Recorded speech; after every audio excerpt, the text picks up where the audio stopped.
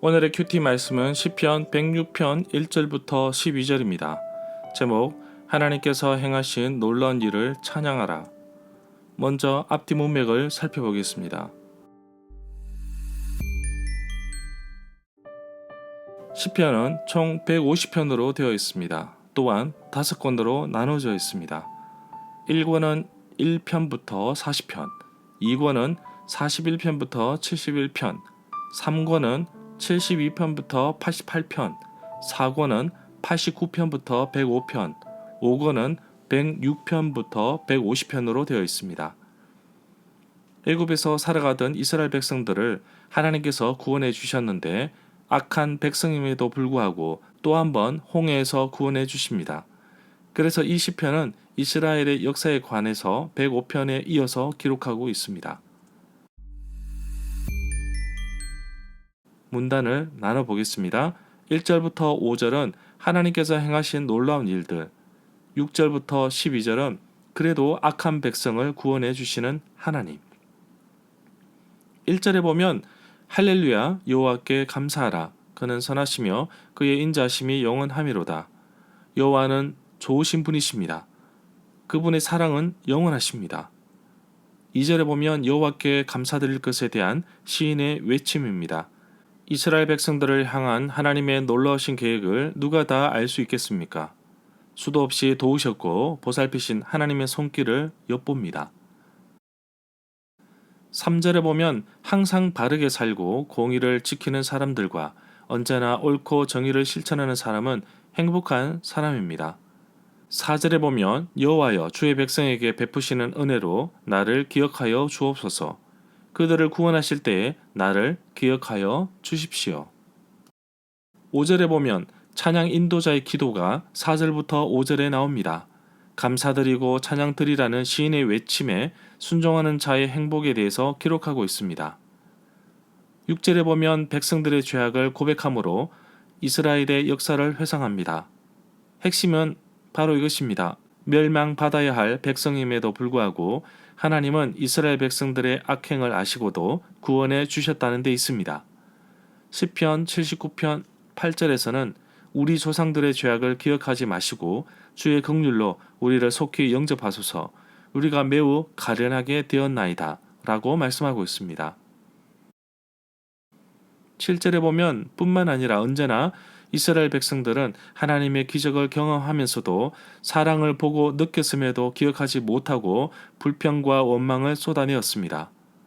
언제나 그렇게 하였듯이 여호와께서 행하신 일을 곧 잊어버리며 그의 가르치심을 기다리지 아니하였습니다.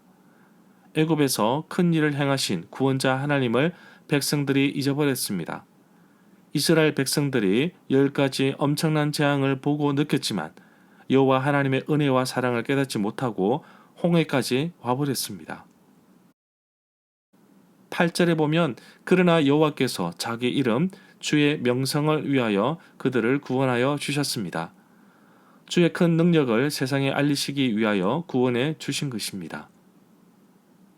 9절에 보면 홍해를 꾸짖자 바다는 말라버렸습니다. 그들로 깊은 바다를 광야처럼 지나가게 하셨습니다. 홍해가 마른 장면은 출애굽기 14장 21절에 나옵니다. 모세가 바다 위로 손을 내밀매 여호와께서 큰 동풍을 밤새도록 바닷물을 물러가게 하시니 물이 갈라져 바다가 마른 땅이 된지라.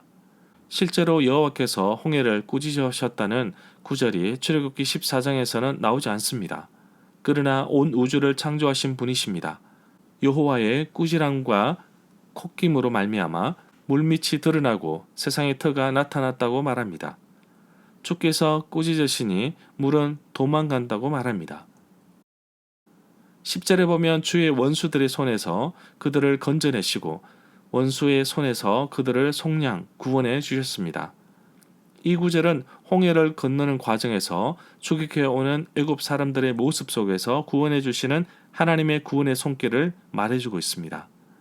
이 내용은 출애굽기 14장 30절에 나옵니다. 11절에 보면 출애굽기 14장 28절에서 물이 다시 흘러 병거들과 기병들을 덮쳤습니다. 바다로 들어간 바로의 군대는 하나도 남지 않았습니다. 모세와 백성들이 노래로 여호와의 권능을 찬양할 때 깊은 물이 그들을 덮으며 그들이 돌처럼 깊음 속에 가라앉았다고 말하고 있습니다. 12절에 보면 출애굽기 14장 31절에서 이스라엘이 여호와께서 애굽 사람들에게 행하신 그 큰 능력을 보았으므로 백성이 여호와를 경외하며 여호와와 그의 종 모세를 믿었더라 라고 말합니다.